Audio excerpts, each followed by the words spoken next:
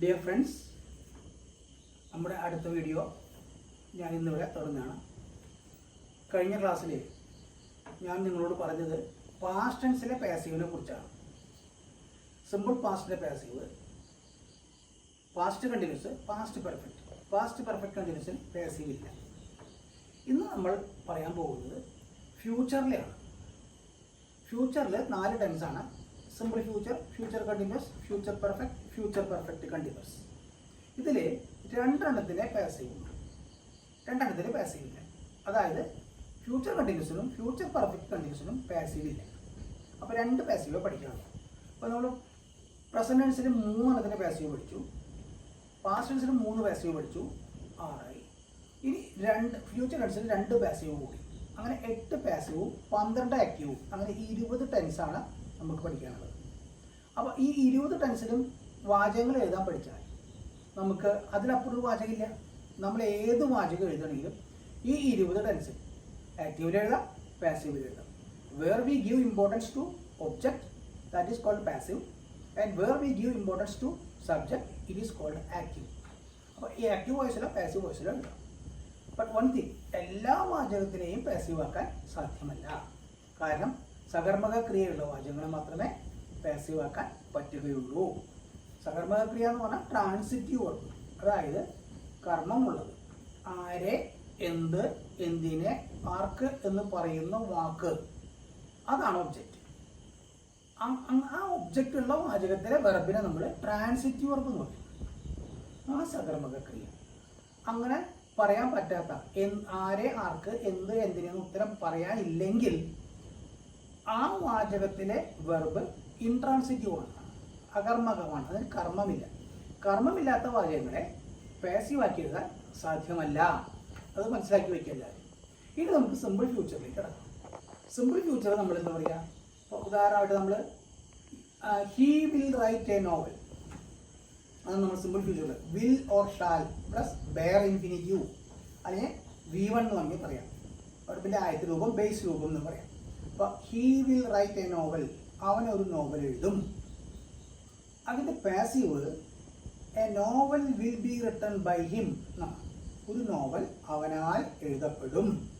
അപ്പോൾ will right എന്ന് പോയിട്ട് വിൽ ബി പ്ലസ് V3 ആയി. ഷാൽ ആണെങ്കിൽ he shall write a novel എന്നാണെങ്കിൽ a novel shall be written by him. Will or shall plus be plus past പാർട്ടിസിപ്പിളാണ് simple ഫ്യൂച്ചറിൻ്റെ പാസീവിലെ രൂപം. അത് മനസ്സിലായി. ഒരു നോവൽ അവനാൽ എഴുതപ്പെടും. അടുത്തത് future continuous. He will be writing a novel എന്നാണ് വരിക. Will plus be plus will or shall plus be plus ING form. ഇതൊരു ഫ്യൂച്ചർ കണ്ടിന്യൂസ് എന്ന് പറയും. ഇതിന് പാസീവ് ഇല്ല. അതിന് പാസീവ് അവർ കണ്ടിട്ടില്ല. ഒബ്ജക്റ്റിൽ ഇല്ലാതല്ല അതിനർത്ഥം. അതിന് പാസീവ് ഇംഗ്ലീഷുകാർ കണ്ടെത്തിയിട്ടില്ല, എഴുതിയിട്ടില്ല, ആയതുകൊണ്ട് അതിൻ്റെ ആവശ്യവുമില്ല. അടുത്തത് ഫ്യൂച്ചർ പെർഫെക്റ്റ് ആണ്. He will have written a novel. Will or shall plus have plus V3. Written a novel. അവർ ഒരു നോവൽ എഴുതിയിട്ടുണ്ടാകും. അതിൻ്റെ passive a novel will have been written by him, ഒരു നോവൽ അവനാൽ എഴുതപ്പെട്ടിട്ടുണ്ടാകും. A novel will have been written by him, ഒരു novel അവനാൽ എഴുതപ്പെട്ടിട്ടുണ്ടാകും. അതാണ് അതിൻ്റെ പാസീവ്. അപ്പോൾ ഫ്യൂച്ചർ പെർഫെക്റ്റ് കഴിഞ്ഞു. ഇനി ഫ്യൂച്ചർ പെർഫെക്റ്റ് കണ്ടിന്യൂസ് ആണ്. ഫ്യൂച്ചർ പെർഫെക്റ്റ് കണ്ടിന്യൂസിന് പാസീവ് ഇല്ല എന്ന് നമുക്കറിയാം. എക്സാമ്പിൾ ഞാൻ പറയാം. He will have been writing a novel. He will have been writing a novel. Will or shall plus have plus been plus ING. അതാണ് ഫ്യൂച്ചർ പെർഫെക്റ്റ് കണ്ടിന്യൂസ്. ഇതെന്താ ഉപയോഗിക്കുക?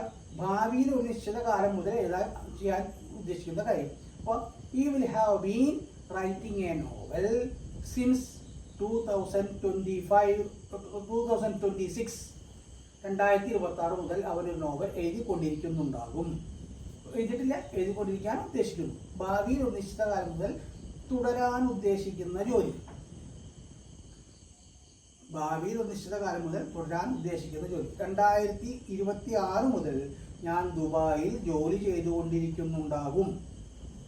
ഞാൻ എൻ്റെ ഭർത്താവിൻ്റെ കൂടെ ഗൾഫിൽ ജീവിക്കുന്നുണ്ടാവും. ഉദ്ദേശിക്കുന്ന കാര്യം ഭാവി. അല്ലെങ്കിൽ 2025 ഞങ്ങൾ 2025 മുതൽ ഞങ്ങൾ ഈ ജോലി തുടങ്ങിക്കൊണ്ടിരിക്കുന്നുണ്ടാകും, അല്ലെങ്കിൽ ചെയ്തുകൊണ്ടിരിക്കുന്നുണ്ടാകും, ഈ ബിൽഡിംഗ് പണിതുകൊണ്ടിരിക്കുന്നുണ്ടാകും. ഭാവിയിൽ ഒരു നിശ്ചിത കാലം മുതൽ ആരംഭിക്കാൻ ഉദ്ദേശിക്കുന്ന ജോലി. അപ്പോൾ ഫ്യൂച്ചർ പെർഫെക്റ്റ് കണ്ടിന്യൂസ് ആയി, അതിന് പാസീവ് ഇല്ല. അപ്പോൾ സിമ്പിൾ ഫ്യൂച്ചറിന്റെ നിയമം എങ്ങനെ നമുക്കറിയാം. അതിന് വെർബ് എവിടെയാണ് ഒന്ന് കാണാം. Will or shall plus V1 എന്ന് കണ്ടാൽ സിമ്പിൾ ഫ്യൂച്ചർ ആണ്. അതിന്റെ passive will or shall plus be plus past participle ആണ്. Will or shall plus be plus past participle ആണ് ഫ്യൂച്ചറിലെ പാസീവ്. അതിന് പ്രെഡിക്കേറ്റിൽ നോക്കും. ഇനി ഫ്യൂച്ചർ കണ്ടിന്യൂസ് എങ്ങനെയാണ്? He will be writing a novel എന്ന് പറഞ്ഞാൽ will or shall plus be plus ING future continuous. അതിന് പാസീവ് ഇല്ല എന്ന് ഞാൻ പറഞ്ഞു. പിന്നെ future perfect will or shall plus have plus past participle V3. ഇതിന്റെ passive will or shall plus have plus been plus V3 past participle. ഇതാണ് future perfect. Future perfect എന്ന് പറഞ്ഞാൽ ഉദ്ദേശിക്കുന്നത് അവൻ ആ ജോലി 2026 ഞങ്ങൾ ആ ജോലി പൂർത്തിയാക്കിയിട്ടുണ്ടാകും. ഭാവിയിൽ ഒരു നിശ്ചയ സമയത്തോടു കൂടി ചെയ്തു തീർക്കാൻ ഉദ്ദേശിക്കുന്ന ജോലി. വി വിൽ ഹാവ്, വേറെ example, we will have completed the work of the bridge by 2027. 2027 കൂടി ആ ബ്രിഡ്ജിന്റെ പണി ഞങ്ങൾ പൂർത്തിയാക്കിയിട്ടുണ്ടാകും. ഭാവിയിൽ നിശ്ചയ സമയത്തോടു കൂടി ചെയ്തു തീർക്കാൻ ഉദ്ദേശിക്കുന്ന ജോലി. ഇനി future perfect continuous. Will or അത് he will have been writing a novel. Will or shall plus have plus been plus ING future perfect continuous. അതിന് നോ പാസീവ്. ഇനി നമുക്ക് ബോർഡിലേക്ക് പോവാം. സിമ്പിൾ ഫ്യൂച്ചർ കഴിഞ്ഞു. നമ്മുടെ ഫ്യൂച്ചറിലെ സിമ്പിൾ ഫ്യൂച്ചർ നോക്കൂ. He will write a novel. Simple future SIMFU എന്ന് എഴുതും. അവനൊരു നോവൽ എഴുതും. വിൽ റൈറ്റ് എന്നുള്ളതിന് മലയാളം എഴുതും. അതിന്റെ passive a novel will be written by him. Will be written എഴുതപ്പെടും, കൊല്ലപ്പെടും, തിന്നപ്പെടും എന്നുള്ളതിന് എന്താ വേണ്ടത്? Will or shall plus be plus past participle അല്ലെങ്കിൽ V3 എന്ന് എഴുതിയാൽ മതി. ഏത് വെർബ് വേണമെങ്കിലും ഇങ്ങനെ മാറ്റി എഴുതാൻ പറ്റും. ഇനി അടുത്തത് he will be writing a novel. അവനൊരു നോവൽ എഴുതിക്കൊണ്ടിരിക്കും എന്നുള്ളത് എന്താ? Will be writing. അപ്പോൾ തിന്നുകൊണ്ടിരിക്കും വിൽ ബി ഈറ്റിംഗ്. കരഞ്ഞുകൊണ്ടിരിക്കും വിൽ ബി ക്രൈങ്. ചിരിച്ചുകൊണ്ടിരിക്കും വിൽ ബി ലാഫിംഗ്. അതിന് പാസീവ് ഇല്ല, നോ പാസീവ് ഞാൻ എഴുതിയിട്ടുണ്ട്. 3 he will have written a novel. Future perfect എന്താ ഞാൻ പറഞ്ഞത്? ഭാവിയിൽ ഒരു നിശ്ചിത സമയത്തോടെ ചെയ്തു തീർക്കാൻ ഉദ്ദേശിക്കുന്ന ജോലിയെ കാണിക്കുന്ന വാചകമാണ് future perfect. He will have written a novel. അതിന് passive a novel will have been written by him. എഴുതപ്പെട്ടിട്ടുണ്ടാകും, എഴുതിയിട്ടുണ്ടാകും, എഴുതപ്പെട്ടിട്ടുണ്ടാകും. ഈ പാസീവിലുള്ള ആ വാക്കിൽ പ്രത്യേകത എന്താ വെച്ചാൽ പെടുക എന്ന് വരും. എഴുതും, എഴുതപ്പെടും, എഴുതിയിട്ടുണ്ടാകും, എഴുതപ്പെട്ടിട്ടുണ്ടാകും. ഇനി ഫ്യൂച്ചർ പെർഫെക്റ്റ് കണ്ടിന്യൂസ്. ഈ will have been writing a novel. അവൻ നോവൽ എഴുതിക്കൊണ്ടിരിക്കുന്നുണ്ടാകും. സിൻസ് 2026 മുതൽ 2026 അല്ലെങ്കിൽ ഫ്രം ടു വെച്ച് എഴുതാം.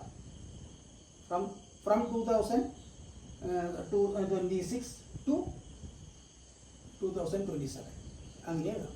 26 മുതൽ 27 വരെ ഒരു നോവൽ എഴുതിക്കൊണ്ടിരിക്കുന്നുണ്ടാവും. ഭാവിയിൽ ഒരു നിശ്ചിത കാലം മുതൽ ഒരു നിശ്ചിത കാലം വരെ ചെയ്തുകൊണ്ടിരിക്കാൻ ഉദ്ദേശിക്കുന്ന ജോലി.